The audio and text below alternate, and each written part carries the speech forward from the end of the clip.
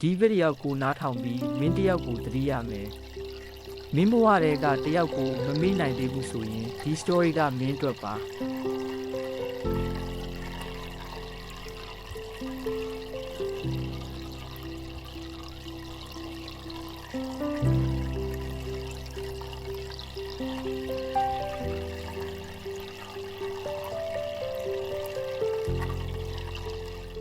တစ်ချိန်တုန်းကကိုတို့နှစ်ယောက်အရန်ချစ်ကြတယ်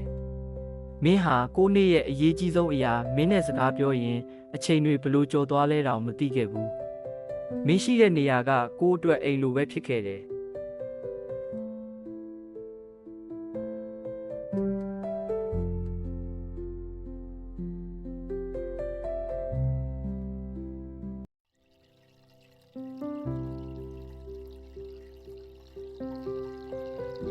ဒါပေမဲ့အချိန်တွေကြာလာတဲ့အခါမင်းနဲ့ကိုကြားမှာမပြောနိုင်တဲ့အရာတွေပိုများလာတယ်မက်ဆေ့ချ်တွေနှေးလာတယ်ဖုန်းတွေမခေါ်တော့ဘူးတနေ့တော့မင်းကပြောတယ်ငါတို့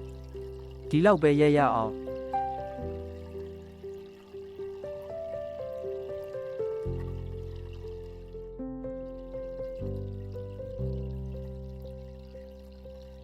အဲ့ဒီနေ့ကစပြီးကိုဘွားကတိတ်ဆိတ်သွားတယ်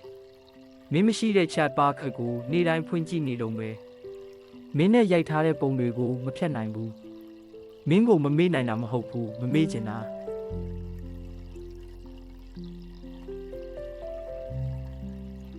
မင်းပြန်လာမယ်ဆိုတဲ့မျှော်လင့်ချက်ကတစ်နေ့တစ်နေ့ပိုနေလာတယ်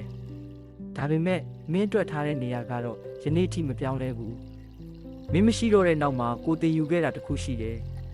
တကယ်ချစ်တာဆိုတာပိုင်ဆိုင်ရတာမဟုတ်ဘူးလက်လွတ်နိုင်တာပါ